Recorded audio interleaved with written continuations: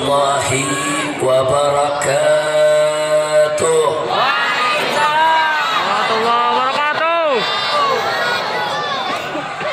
Bismillah walhamdulillah wassalatu wassalamu ala rasulillah wa ala alihi wa sahbihi wa mawalah.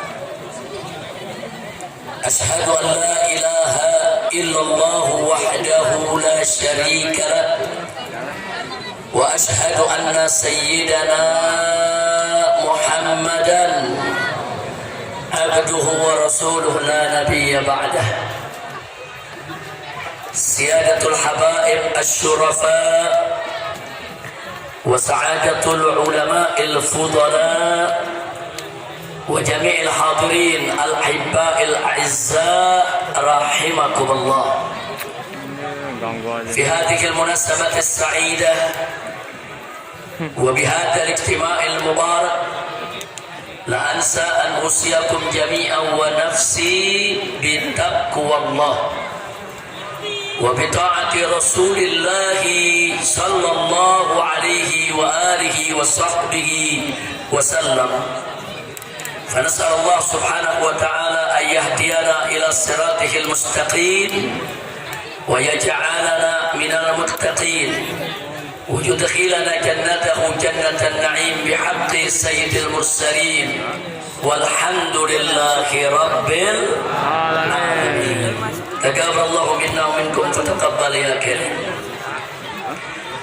Kepada para habaib, para alim ulama, para kiai, kepada segenap kaum muslimin dan muslimat rahimakumullah, saya menyampaikan berjuta terima kasih dan penghargaan yang tinggi kepada semuanya atas kehadirannya pada acara peringatan Maulid Nabi besar Muhammad sallallahu alaihi wasallam. Semoga tidaklah Anda pulang dari tempat ini nanti kecuali dosa kita semua diampuni oleh Allah Subhanahu wa taala. Kesalahan kita dimaafkan. Kemudian urusan kita semua dimudahkan dan kita semua dijadikan sebagai orang-orang yang salihin. Amin ya rabbal alamin. Ahibba'il kiram, Nabi yang kita peringati maulidnya pada malam hari ini adalah seorang manusia yang memiliki akhlak yang sangat agung. Keagungan akhlak beliau dipersaksikan langsung oleh Allah Subhanahu wa taala melalui firman-Nya. Wallahu subhanahu wa ta'ala qala fi akhlaqi nabiyhi sayyidina Muhammadin sallallahu alaihi wasallam wa innaka la'ala khuluqin azim.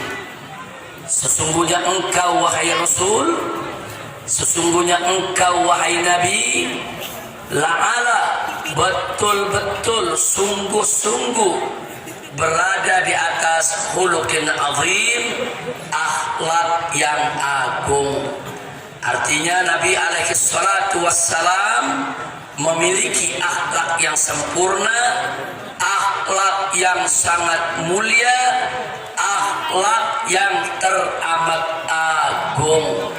Itulah Nabi kita Sayyiduna Muhammad sallallahu alaihi wasallam. Untuk menggambarkan keagungan akhlak Nabi, saudara, kita tidak akan pernah mampu untuk memaparkannya secara tuntas. 1 jam ceramah tidak akan pernah cukup. 1 tahun pun kita jelaskan tidak akan pernah habis. Seumur hidup kita sekalipun tidak akan pernah ada kesudahannya untuk menggambarkan kesempurnaan keagungan akhlak Nabi Muhammad sallallahu alaihi wasallam. Kenapa? Saking sempurnanya, saking agungnya. Namun sungguh pun begitu, ada satu ungkapan yang teramat indah di dalam menggambarkan keagungan akhlak Nabi. Kalimat tersebut diucapkan oleh istri Nabi tercinta Sayyidatuna Aisyah radhiyallahu taala anha. Tatkala beliau ditanya oleh seorang tabi'in, "Ya Ummul Mukminin, wahai ibu orang yang beriman, kaifa kana khuluqun Nabi sallallahu alaihi wasallam?" Bagaimana sih sebetulnya akhlak Nabi? Ini pertanyaannya, saudara. Lalu apa dijawab oleh Sayyidatuna Aisyah As-Siddiqah binti Siddiq radhiyallahu taala anhuma? Beliau menjawab dengan kalimat yang singkat, padat, ringkas, jelas, menunjukkan kecerdasannya di dalam memilih kata, saudara. Di mana beliau katakan, "Kana khuluquhul Qur'an." Akhlak Nabi adalah Al-Qur'an. Itu aja jawaban Siti Aisyah. Siti Aisyah nggak bicara panjang lebar. Saudara, Siti Aisyah nggak repot-repot mengungkapkan dengan aneka ragam untayan kalimat. Beliau cukup mengatakan pada saat ditanya, bagaimana sebetulnya akhlak Nabi? Beliau menjawab, akhlak Nabi adalah Al-Qur'an. Artinya, saudara, kalau kita ingin bicara akhlak Nabi, kemana Al-Quran menuntun, kesanalah Nabi kita berjalan, saudara. Bagaimana Al-Quran itu mengatur, itulah yang dilakukan oleh Nabi, saudara. Dan bagaimana Al-Quran itu menentukan jalan hidup, begitulah jalan hidup Nabi kita Sayyiduna Muhammad sallallahu alaihi wasallam. Al-Quranul Karim mewajibkan aneka ragam kewajiban. Demi Allah, tak satu pun kewajiban pernah ditinggalkan oleh Nabi alaihi salatu wassalam. Al-Quranul Karim mengharamkan aneka ragam kemunkaran dan kemaksiatan. Demi Allah, jangankan Nabi berbuat maksiat, terlintas di benaknya untuk berbuat maksiat tidak pernah terjadi seumur hidupnya, saudara. Sallu ala Nabi. Begitulah akhlak Nabi kita alaihi salatu wassalam. Jadi kalau kita saudara bicara tentang akhlak Nabi, ayo sama-sama kita baca Al-Quran, kita pahami isi kandungan Al-Quran, dan kita amalkan Al-Quran dalam kehidupan kita. Kalau itu kita lakukan, maka itulah akhlak Nabi Muhammad sallallahu alaihi wasallam. Oleh karenanya, saudara, bicara tentang revolusi akhlak berarti bicara suatu revolusi yang mengikuti jalan hidup Nabi Muhammad sallallahu alaihi wasallam. Bicara tentang revolusi akhlak berarti bicara tentang satu revolusi yang berdiri tegak di atas Al-Quran dan sunnah Nabi kita Sayyiduna Muhammad sallallahu alaihi wa alihi wa sahbihi wasallam. Nah, kenapa pada kesempatan ini kita mengingatkan tentang revolusi akhlak, saudara? Sebab Nabi kita tidaklah diutus kecuali untuk menyempurnakan akhlak.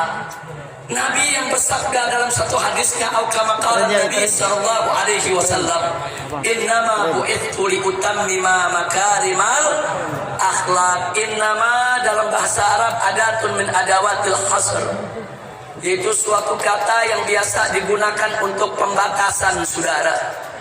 Innama kalau diterjemahkan dalam bahasa Indonesia, sesungguhnya hanya. Sesungguhnya hanya. Jadi kalau Nabi mengatakan innama bu'ithu, sesungguhnya aku ini diutus hanya untuk apa? Liutammima makarimal akhlak, untuk menyempurnakan kemuliaan akhlak. Jadi saudara, ajaran Nabi alaihi salatu wassalam berdiri atas dasar akhlak. Ajaran Nabi alaihi salatu wassalam baik dalam konteks ibadat maupun muamalah, semua berdiri atas dasar akhlak. Karena itu kewajiban semua umat Islam dalam setiap aspek kehidupannya senantiasa berdiri atas dasar akhlak, saudara.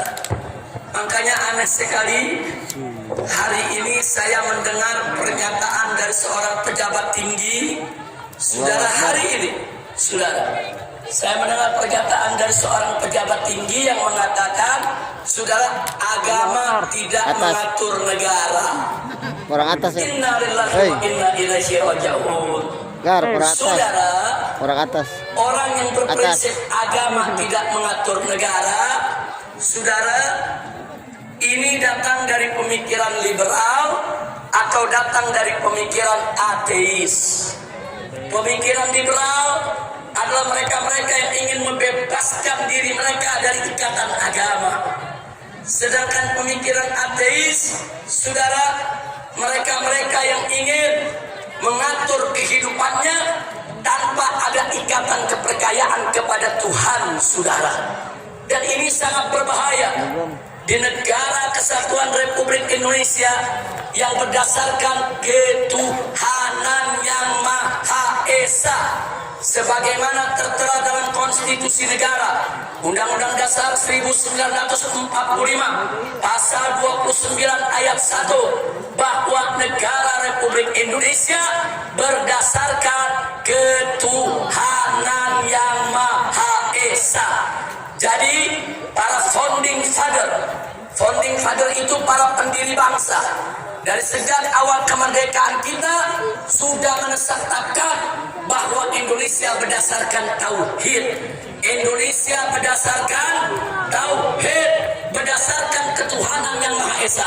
Yang oleh karenanya setiap kebijakan dalam negara kesatuan Republik Indonesia tidak boleh lepas dari nilai-nilai luhur ketuhanan yang Maha Esa. Sehingga setiap kebijakan apa saja di dalam pengelolaan negara Republik Indonesia tetap harus mengacu kepada ajaran agama. Sehingga semua kebijakan di dalam pengelolaan negara Republik Indonesia harus berdiri atas dasar akhlak, saudara. Takbir. Jadi kalau ada pejabat tinggi mengatakan agama tidak boleh mengatur negara, jadi negara mau diatur pakai apa? Mau jadi negara PKI, mau jadi negara ateis, mau jadi negara setan, mau jadi negara iblis. Maka itu saya tanya semua saudara, dasar negara kita apa? Ketuhanan. Ketuhanan yang Maha Esa itu, saudara, adalah dasar tauhid. Apa kalimat tauhid kita? Semuanya la ilaha illallah. Lagi. Sekali lagi.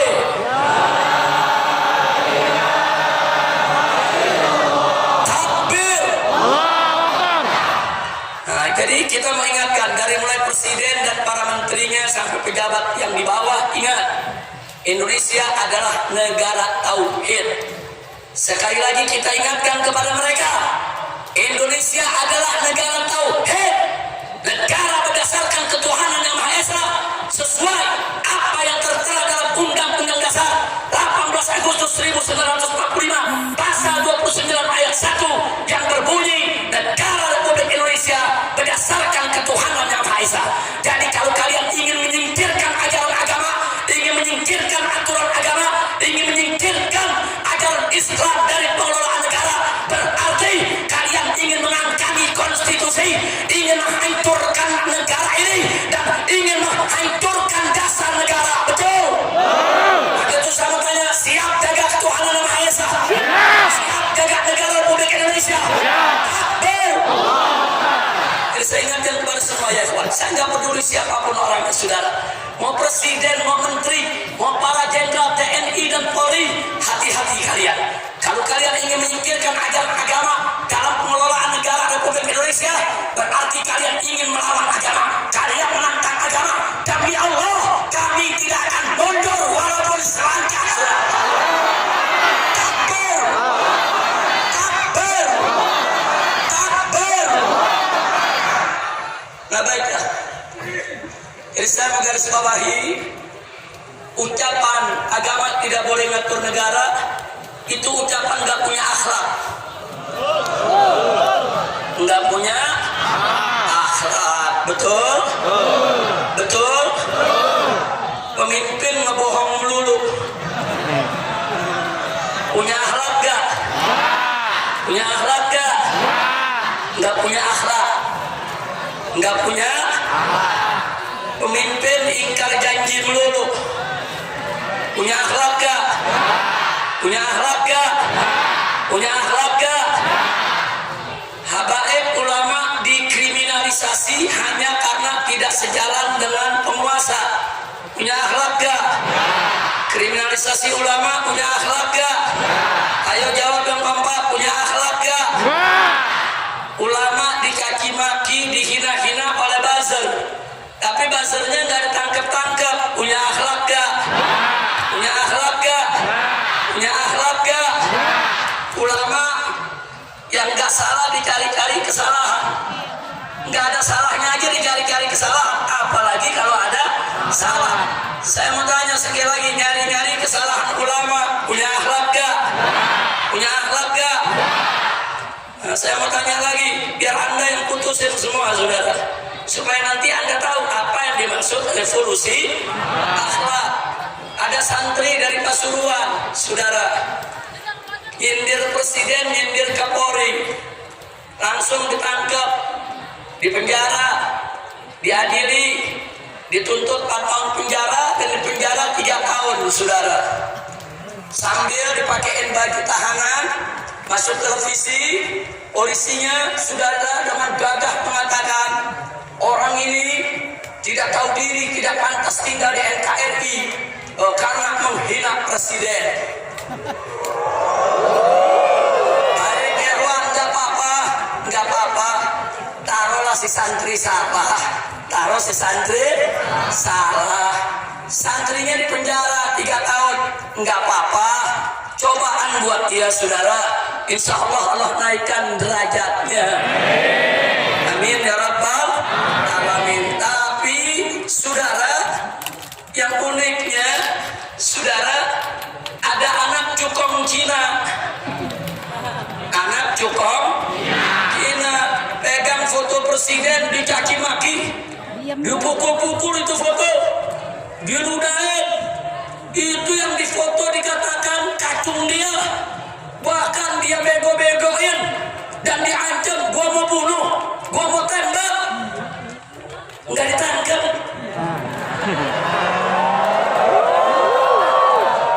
Saya tanya, punya akhlak gak? Ini negara saudara yang mimpin.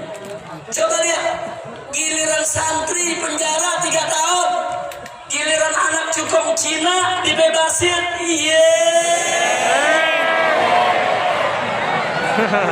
Saya jadi ingat Amiye lagi nih. Saya tanya, kacau gak? Kacau gak?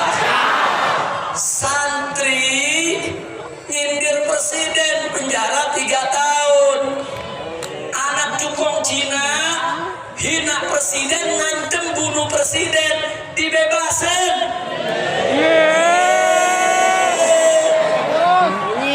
Ada akhlak gak? Ada akhlak gak? Ada akhlak gak? Yang begini wajib gak direvolusi? Wajib gak direvolusi? Wajib tidak direvolusi? Takbir. Saudara, saya cuma mau tanya doang. Saya udah ajukan beberapa hal, Anda yang jawab akhlak apa enggak, begitu doang. Enggak, saya bukan lagi ceramah, cuma nanya. Nanya, yang jawab umat, betul. Jadi kalau mau ditangkap, tangkap yang jawab. Saya cuma nanya. Cuma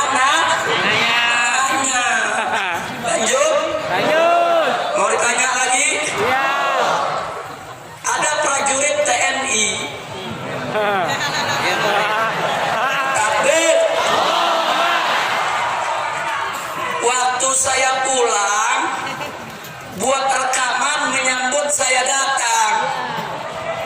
Betul? Bagus gak? Ditangkep di Borgo, di penjara.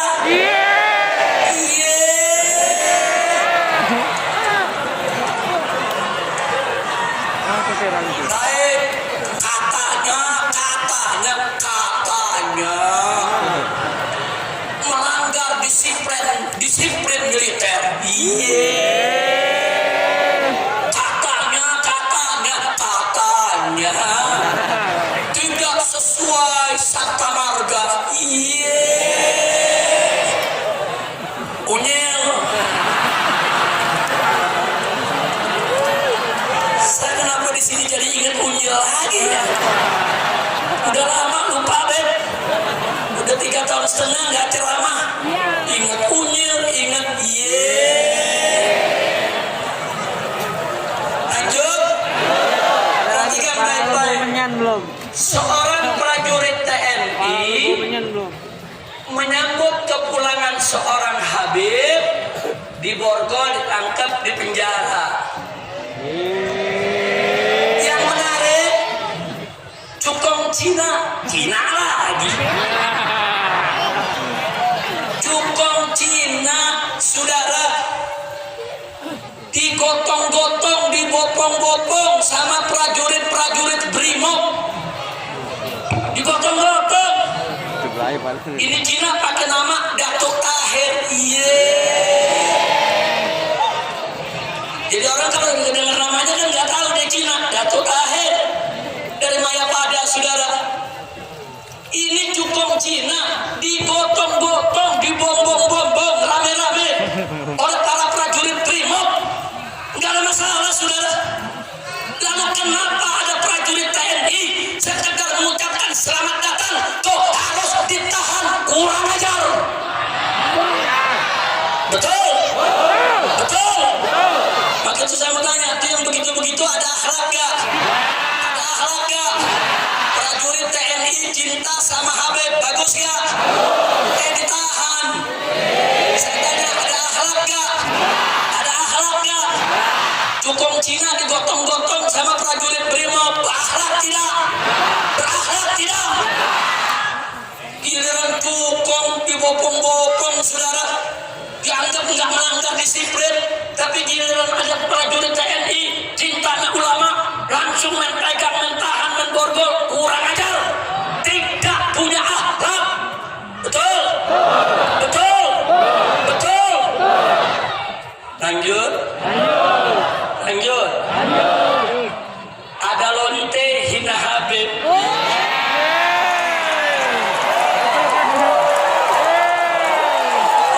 Pusing. Sampai lonte ikut-ikutan ngomong.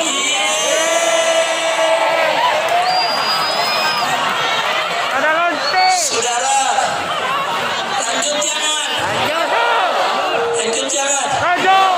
Itu jangan berisik dong. Saya nggak marah, cuma ada umat yang marah, ngancem mengepung lonte. Polisi kalau kabut jagain lonte.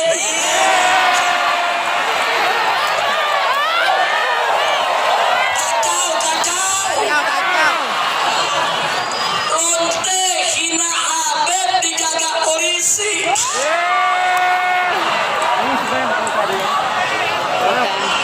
Kacau tidak? Musinya lonte yang hina Habib, hina ulama, tangkap, bukan dijagain. Polisi jawab, tapi ada ancaman Habib, maka dia ditangkap.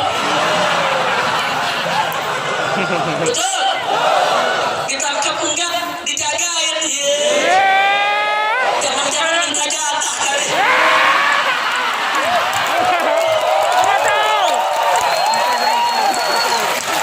Kacau. Saya melihat begini sakit jadi baik. Mudah-mudahan nggak sakit lagi dah. Amin. Udah lah, jangan diterusin dah.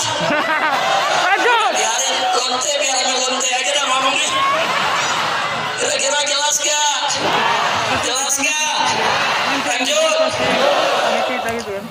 Saudara, Indonesia bikin undang-undang namanya Omnibus Law. Undang-undang apa? Omnibus Law. Niatnya sih bagus, katanya untuk mempermudah dan memperlancar dunia usaha, katanya untuk meringkaskan lebih dari 70 undang-undang dalam satu undang-undang saja, katanya. Lalu bagaimana sikap kita? Ya kalau untuk kebaikan sih ya nggak ada masalah. Cuman yang jadi masalah, saudara, ini undang-undang prosesnya lucu. Dari 800 halaman jadi 900-an. Dari 900 naik jadi 1000-an. Dari 1000 turun lagi jadi 812. Dari 812 naik lagi jadi 1000 sekian. Ini lagi bikin undang-undang, apalagi bikin kwitansi warung kopi. Betul, betul. Yang namanya bikin undang-undang, saudara, ini saya mau kasih tahu nih, masyarakat mesti paham nih semua nih. Yang namanya undang-undang sebelum dibuat, sebelum disidangkan, saudara, DPR itu harus undang tokoh masyarakat. Dari semua elemen, saudara. Undang ulamanya. Tuh, kenapa ulama mesti diundang? Karena dalam undang-undang Omnibus Law ada hal-hal yang menyangkut agama. Undang juga, saudara, ormas-ormasnya, saudara. Undang juga pengusahanya, undang juga buruhnya, undang juga mahasiswanya. Ajak dulu dialog. Gak boleh langsung bikin undang-undang, saudara. Karena DPR itu wakil rakyat, bukan wakil partai. Betul? Betul? Ada nenek-nenek ngomongnya salah melulu. Saudara, sampai presiden aja dibilang petugas partai. Orang kalau sudah jadi presiden, saudara, itu kepala negara, buat semua rakyat Indonesia, bukan petugas. Kalau mau jadi petugas partai, lo berhenti jadi presiden. Ngerti? Lanjut lagi. Jadi kalau semua tokoh sudah dipanggil, baru mereka rumuskan, mereka tampung masukan-masukan. Itu yang pertama. Yang kedua, itu dibahas dulu di badan legislasi DPR, saudara. Enggak langsung dibawa ke paripurna. Fraksi-fraksi ikut membahas, utusan-utusan partai ikut membahas. Puncaknya nanti di paripurna. Nah, di paripurna ini menarik. Seluruh anggota dewan yang berjumlah ratusan orang, 500 orang lebih, saudara, itu harus baca kalimat per kalimat, kata per kata, huruf per huruf, dan disahkannya pun per pasal dulu. Baca satu pasal satu, ayat satu dibacain. Bagaimana semua anggota setuju? Setuju. Pasal satu setuju. Kemudian pasal 2 dan seterusnya. Makanya selama ini undang-undang gak pernah tebal. Paling-paling 10 halaman, 15 halaman. Supaya apa? Supaya gampang dibaca, gampang dikaji, gampang dikoreksi. Tahu-tahu sekarang dibikin 1000 halaman. Nggak apa-apa, tapi lu baca. Busa lagi lu baca. Nah kalau lu nggak baca, main ketok palu disahkan, saudara. Ini kan namanya ngawur. Baca.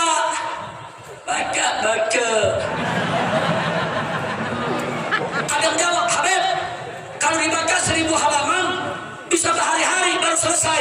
Yang suruh buat 1000 halaman siapa? Goblok.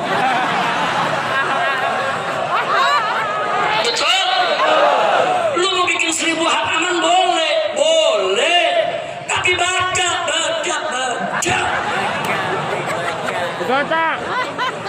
Mau tuh mata sampai belekan lagi lu baca. Betul? Lo kenapa? Ini undang-undang. Kalau sudah diketok palu, kita semua ini wajib untuk mematuhinya, saudara. Nggak boleh sembarangan. Ketua DPR ditanya, bagaimana ibu? Apa ibu sudah baca semua? Jawabnya, ya sudah baca secara acak. Iya.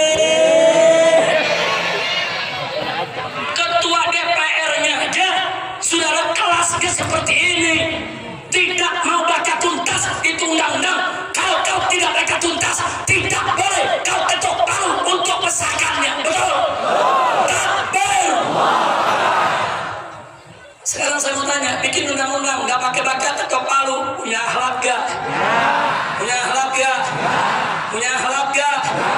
Gak punya akhlak, saudara. Jadi sekarang ini kita sedang krisis akhlak. Dari mulai presiden, menteri, sampai pejabat ke bawah, krisis. Nah kalau ada yang jawab, tapi Habib, masyarakat juga banyak krisis akhlak. Jelas, masyarakat banyak krisis akhlak, manakala pemimpinnya tidak berakhlak. Kalau pemimpinnya berakhlak, ulamanya berakhlak, umaranya berakhlak, masyarakat juga akan berakhlak. Sinfan minan nas, insyaluha, saluhan nas, wa in fasadan nas. Ada 2 golongan manusia. Kalau keduanya baik, masyarakat semua baik, ikhwan. Kalau keduanya jelek, masyarakat semua rusak, ikhwan.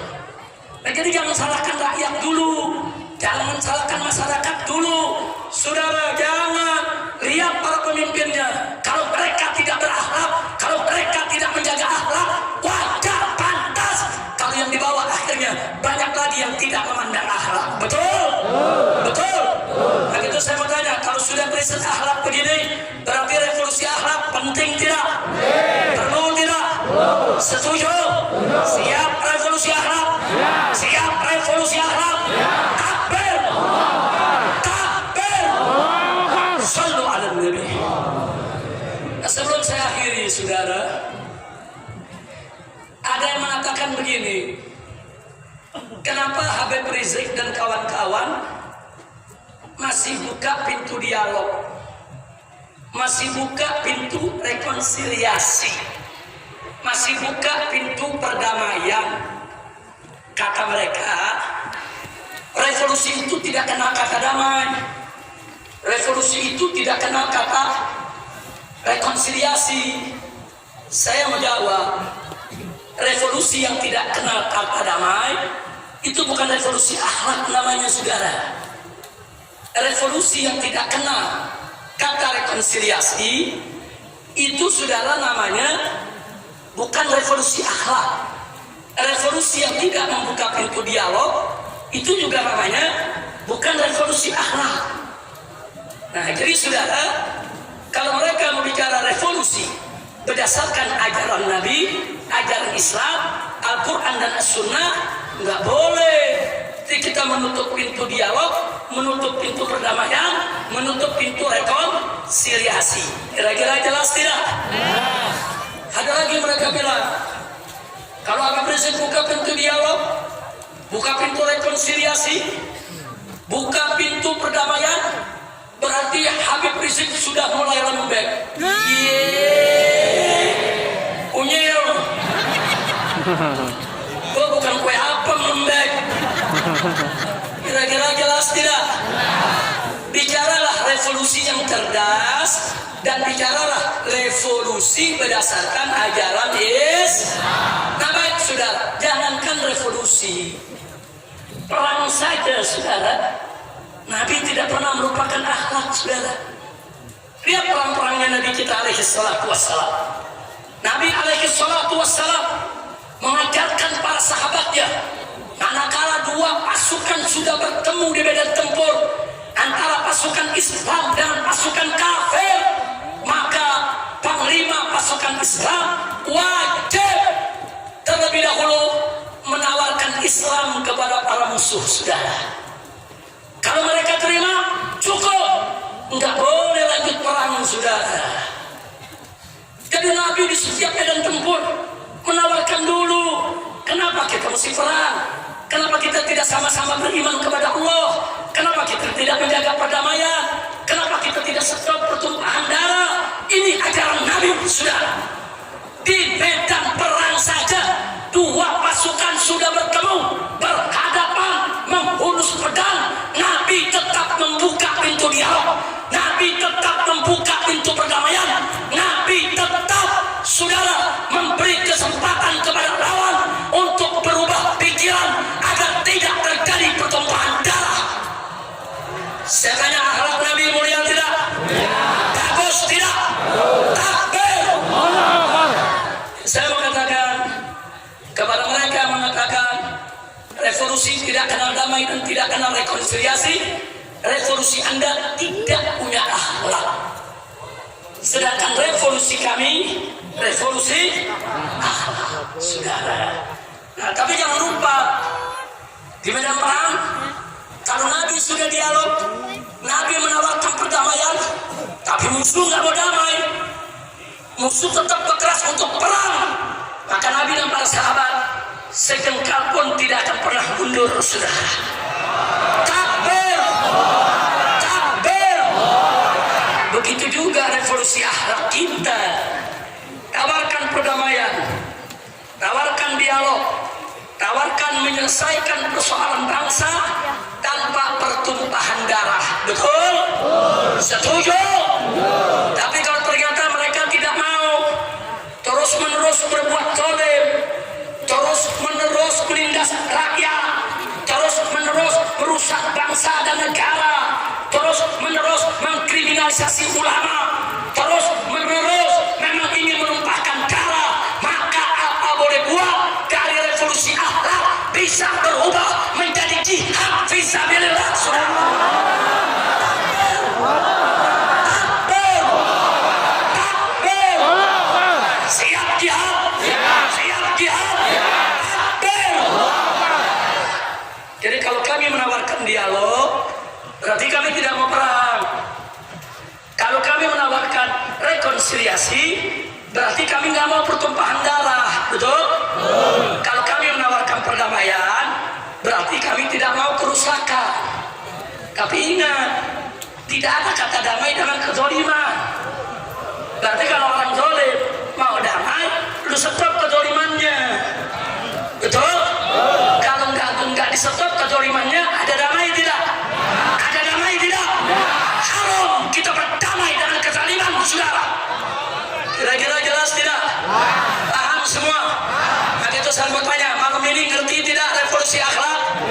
Ngerti tidak revolusi akhlak? Jadi kalau revolusi akhlak menawarkan lebih dulu dialog, bagus tidak? Menawarkan lebih dulu perdamaian, bagus tidak? Menawarkan lebih dulu rekonsiliasi, bagus tidak? Bagus tidak? Tapi tidak ada kata damai dengan kezaliman, betul? Siapa zalim ingin berdamai, stop dulu kezalimannya, betul? Takbir. Tapi kalau sudah ditawarkan kedamaian, ditawarkan dialog, ditawarkan rekonsiliasi, mereka ternyata congkak, angkuh, sombong, merasa paling besar, merasa paling kuat. Demi Allah, habaib ulama dan umat Islam tidak akan pernah mundur jihad untuk melawan kezaliman, saudara. Takbir. Sallu ala Nabi.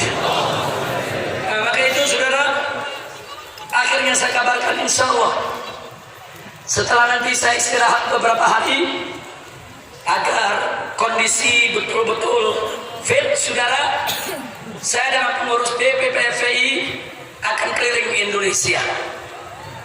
Kita akan datangi setiap provinsi, kita ajak semua umat, dan kita akan melakukan koordinasi dan konsolidasi untuk revolusi akhlak. Setuju tidak? Setuju tidak? Jadi jangan coba-coba ada pihak yang menghalangi tabligh akbar kami, yang menghalangi yaitu daripada konsolidasi kami. Karena kali ini kami tidak akan pernah tolerir siapapun yang coba-coba menghalangi tabligh dan pengajian umat Islam. Betul? Betul? Siap jaga tabligh akbar, siap bela tabligh akbar, siap jaga pesantren para kiai, siap jaga majelis-majelis para habaib. Takbir! Kita akan keliling, kita akan soal kepada para habaib, para ulama, para tokoh umat Islam di berbagai daerah, saudara, untuk memantapkan langkah dalam rangka revolusi akhlak. Karena kita tidak bisa melakukan revolusi akhlak, saudara, kalau tidak mendapat dukungan para habaib, para ulama, para kiai, dan umat Islam di berbagai daerah. Itu yang pertama. Yang kedua, jangan pernah berpikir revolusi akhlak kita memakai senjata untuk perang. Tidak. Saya katakan sekali lagi, tidak. Kecuali kalau musuh pakai senjata nembakin kita. Kecuali kalau musuh pakai senjata bunuh kita. Kita angkat senjata, kita perang, saudara. Setuju tidak?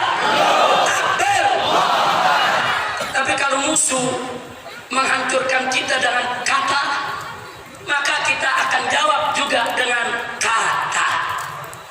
Kalau musuh mau menghancurkan kita dengan ekonomi, maka yuk sama-sama kita lakukan gerakan ekonomi umat Islam.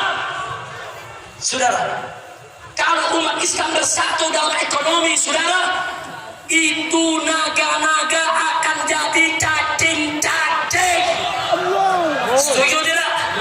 Setuju tidak? Ini revolusi termasuk akan kita jalankan, saudara. Di mana akhlak kita? Kalau hanya belanja kepada orang kafir, sementara warung-warung umat Islam kita tinggalkan. Betul? Betul? Saya mau tanya, kita belanja ke warung orang kafir, warung umat Islam kita tinggal, berakhlak tidak? Berakhlak tidak? Nah, jadi mulai saat ini, saudara, saya mengajak semua, ayo belanja sesama umat Islam. Ayo belanja ke warung-warung tetangga, saudara. Ayo, dan jangan main riba, saudara. Karena naga-naga kafir tersebut, kekayaan mereka dari hasil riba. Mereka kumpulkan uang kita, mereka ribakan. Jadi mulai saat ini, tinggalkan riba. Karena riba ini kalau kita tidak tinggalkan, ada ancaman dari Allah. Allah berfirman, fa'dhanu biharbin minallahi wa rasulih. Umumkan kata Allah, perang dari Allah dan Rasulnya. Allah dan Rasulnya memerangi pemakan riba, pemain riba, saudara, penyembah riba. Maka itu jauhkan dari hidup kita persoalan riba, saudara. Insya Allah nanti dalam waktu dekat, saudara, insya Allah kita akan paparkan kepada umat langkah-langkah revolusi akhlak apa yang harus kita lakukan bersama. Setuju tidak? Setuju tidak? Tapi jangan lupa, sebelum kita bicara revolusi akhlak di bidang muamalat, kita harus terlebih dahulu revolusi akhlak di bidang ibadah. Artinya, yang kemarin sholatnya sudah bagus, maka mulai saat ini dan seterusnya sholatnya harus lebih diperbagus lagi, saudara.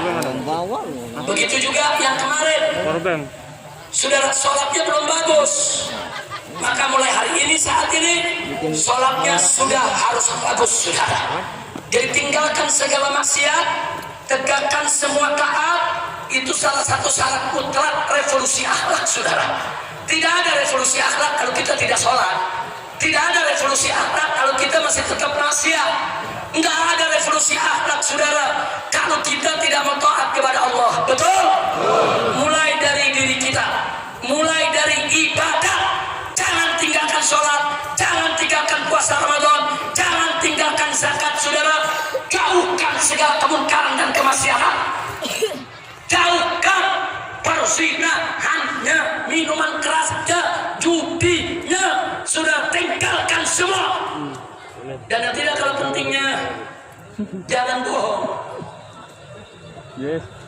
Jangan kita jadikan ciri revolusi akhlak kita, tiada dusta di antara kita. Takbir, takbir.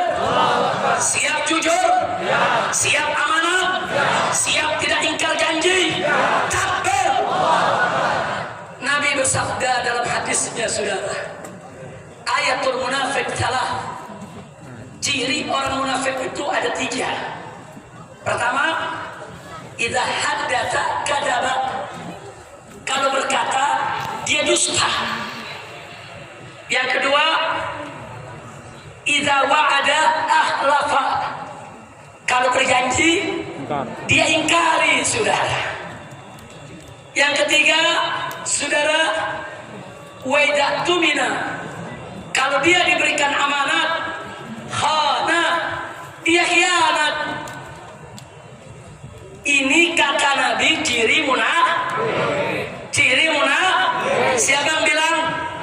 Siapa yang bilang? Siapa yang bilang? Sekarang saya mau tanya saudara, di Indonesia ada gak yang bicara dusta? Banyak. Ada gak? Banyak. Serem banget banyak. Ada gak? Ada gak? Yang kalau janji diingkari, ada gak? Ada gak? Dikasih amanat dia khianat, ada gak? Itu namanya apa? Itu namanya apa? Siapa yang bilang? Siapa yang bilang? Siapa yang bilang? Sekarang kita bicara khusus pejabat. Ada gak pejabat yang kalau ngomong bohong? Ada gak? Ada gak? Kalau janji diingkari, ada gak? Kalau dikasih amanat khianat, ada gak? Itu namanya apa? Itu namanya apa? Siapa yang bilang? Siapa yang bilang? Siapa yang bilang? Ada yang tersinggung gak? Banyak. Ya kalau udah tersinggung sama Nabi sudah. Na'udzubillah min dzalik. Nah ini yang perlu kita revolusi. Nah baiklah ya kawan, saya rasa malam hari ini saudara, saya tidak ingin berpanjang lebar lagi. Saya harus jaga betul stamina saya. Tapi saya amanatkan kepada anda semua, sebagaimana tadi kita amanatkan dalam keadaan wabah seperti ini, pandai-pandailah kita jaga kesehatan. Betul? Betul? Nah, kita jaga hari ini sebetulnya pengennya kita saudara ini yang duduk berjarak semeter. Panitia jawab, boro-boro yang duduk, Habib lagi dapat tempat duduk susah. Sebetulnya pengennya duduk 1 meter. Tapi saya tanya, ada lagi yang jawab jamaah, boro-boro semeter, Beb, ini duduk pantat sebelah. Tapi nggak apa-apa, ini namanya antusias umat. Betul? Mudah-mudahan kita dijauhkan dari penyakit. Allah angkat ini wabah corona. Allah angkat wabah corona. Allah angkat wabah corona. Amin ya rabbal alamin. Nah kemudian terakhir, jangan lupa semua tetap harus ikut komando para habaib dan ulama. Setuju? Setuju? Takbir. Maaf saudara, pemerintah saat ini banyak ingkar janji, banyak berkata bohong, dan banyak melakukan khianat terhadap amanat. Betul? Bahkan maaf, DPR RI tidak terkecuali. Mereka tidak lagi mewakili rakyat, tapi mereka lebih banyak mewakili oligarki para konglomerat. Betul? Betul? Maka itu sekarang kesian nasib bangsa Indonesia, saudara. Kesian, pemerintah tidak peduli lagi pada rakyatnya. DPR tidak peduli lagi pada rakyatnya. Tapi jangan khawatir, habaib dan ulama tidak akan pernah meninggalkan umat, saudara. Betul? Siap ikut habaib, siap ikut ulama. Catat baik-baik, saudara. Sebelum NKRI lahir, sebelum negara ini merdeka, saudara, para habaib, para ulama, para kiai, para santri, merekalah yang bahu-membahu melawan para penjajah, saudara. Sekali lagi, saat itu tentara belum ada, polisi belum lahir, saudara. Tapi para kiai, para habaib, para pesantren dengan setia menjaga rakyat, menjaga umat, membela bangsa, membela negara, mengusir penjajah sehingga kita merdeka, saudara. Tahu-tahu sekarang ada bangsa sendiri yang mau jajah kita. Tentara Belanda, tentara Inggris, saudara, tentara Jepang diusir sama rakyat karena menindas. Betul? Betul? Apalagi Londo Ireng.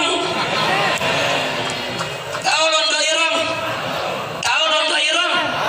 Belanda hitam. Belanda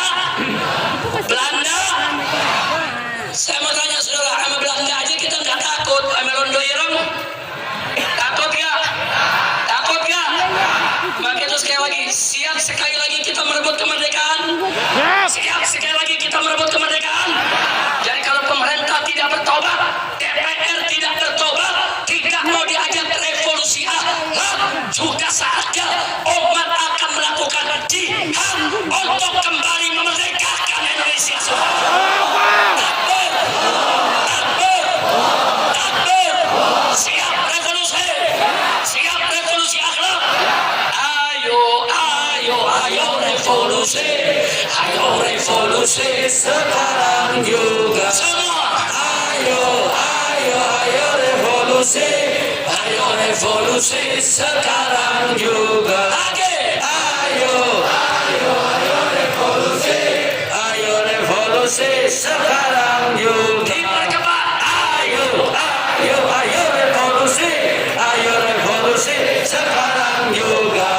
Ayo, ayo, ayo revolusi, ayo revolusi sekarang juga. Lagi, ayo, ayo, ayo revolusi, ayo revolusi sekarang juga. Paling cepat, ayo, ayo, ayo revolusi, ayo revolusi sekarang juga. Ayo, ayo, ayo revolusi, ayo revolusi sekarang juga. Takbir, takbir, takbir. Sallu ala Nabi. Siap merdeka? Merdeka! Merdeka! Merdeka! Merdeka dari penjajahan oligarki, betul? Takbir! Merdeka dari penjajahan dukung naga, betul? Betul? Betul? Takbir! Merdeka dari londo irang, betul? Takbir! Sallu ala Nabi. Cukup sampai di sini. Ya, udah. Khusus. Lu lanjut. Ntar gua pingsan di sini. Cebok mana nyanyi. Habib nggak boleh pingsan di mimbar, betul? Kalau pingsan di mimbar, cebok bahagia. Besok pasar rame. Habib Rizik dapat laknat pingsan di mimbar.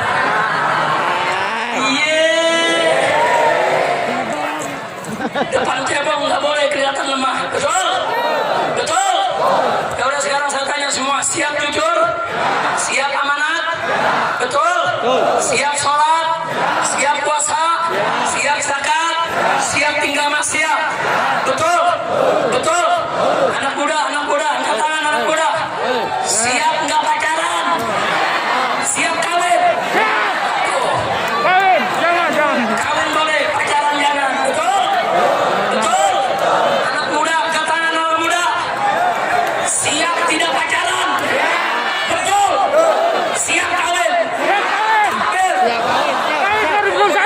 Siap kita tinggal, betul? Setuju? Tahun 2001 kawin. Setuju? Takbir! Ini yang saya mau sampaikan, saudara, mudah-mudahan bermanfaat untuk kita semua. Sekarang baca surat Al-Fatihah, kita niatkan ibarakatil Fatihah agar para umat kita dapat taufik dan hidayah, sehingga mereka bisa memimpin negara dengan adil dan amanah. Tapi Allah Maha tahu, jika hati mereka tertutup, tidak lagi bisa menerima taufik dan hidayah, hancurkan mereka ya Rabb, tumbangkan mereka ya Rabb.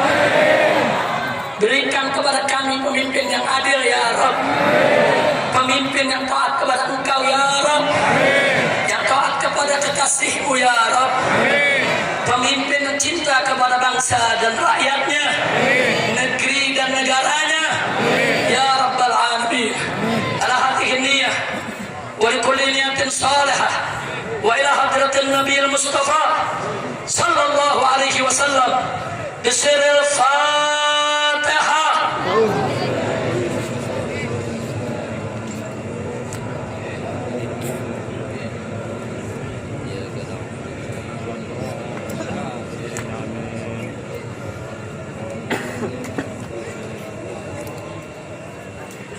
Bismillahirrahmanirrahim.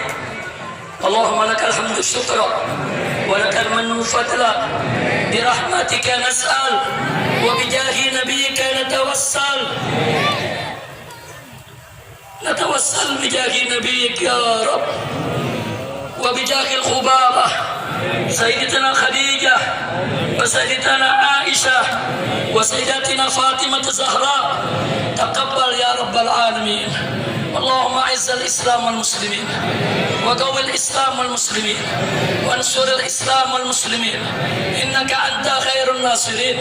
اللهم أذل الشرك والمشركين ودمر أعداءك أعداء الدين يا قوي يا متين يا قوي يا متين يا قوي يا متين.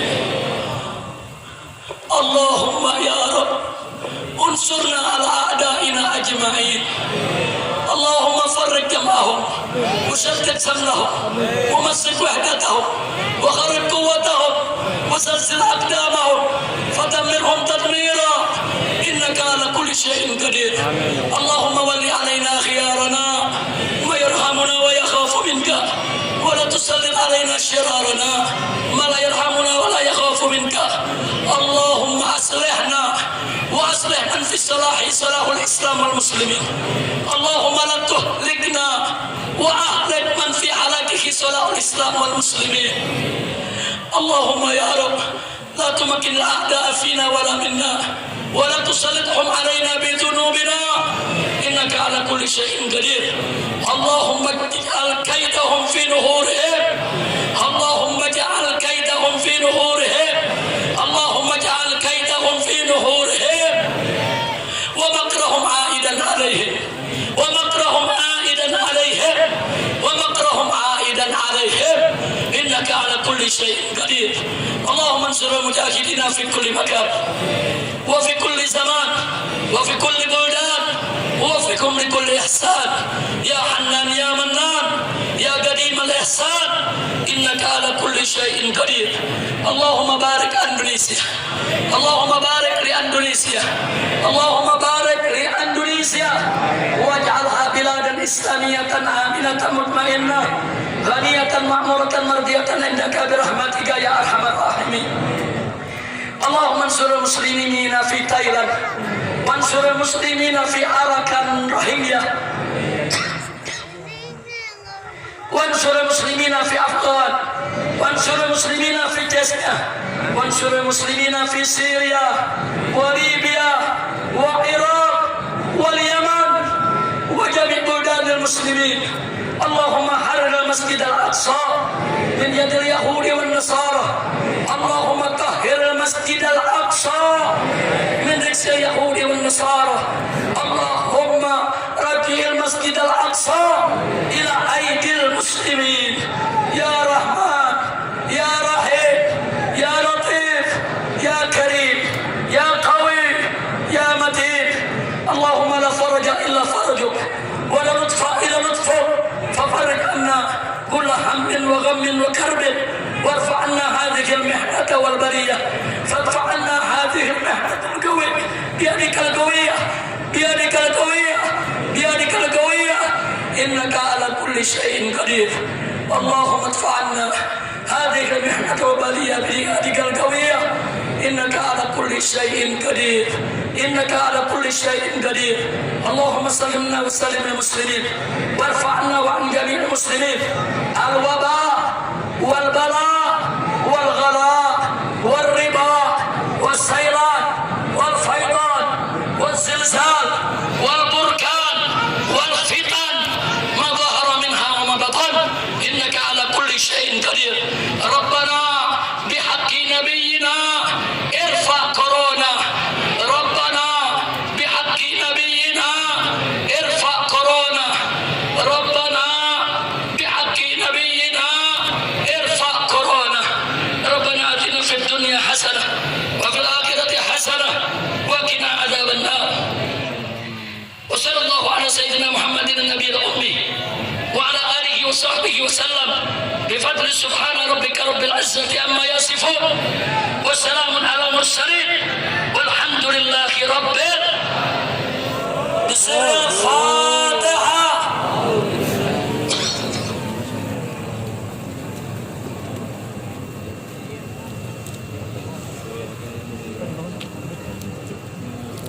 تقبل الله منا ومنكم وتقبل يا كريم.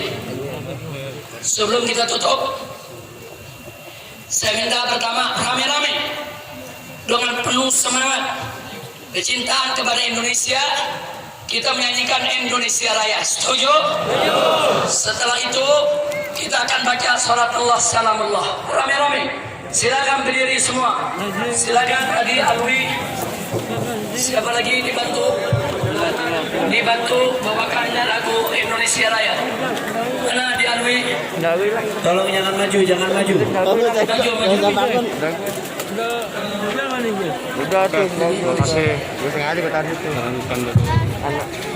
Hiduplah Indonesia Raya, Indonesia tanah airku, tanah tumpah darahku. Di sanalah aku berdiri, jadi pandu ibuku. Indonesia kebangsaanku, bangsa dan tanah airku. Marilah kita berseru, Indonesia bersatu. Hiduplah tanahku, hiduplah negeriku, bangsaku, rakyatku semuanya.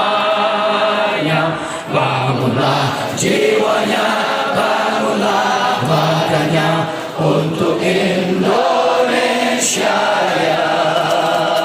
Indonesia Raya, merdeka, merdeka, tanahku, negeriku yang ku cinta. Indonesia Raya, merdeka, merdeka, hiduplah Indonesia Raya.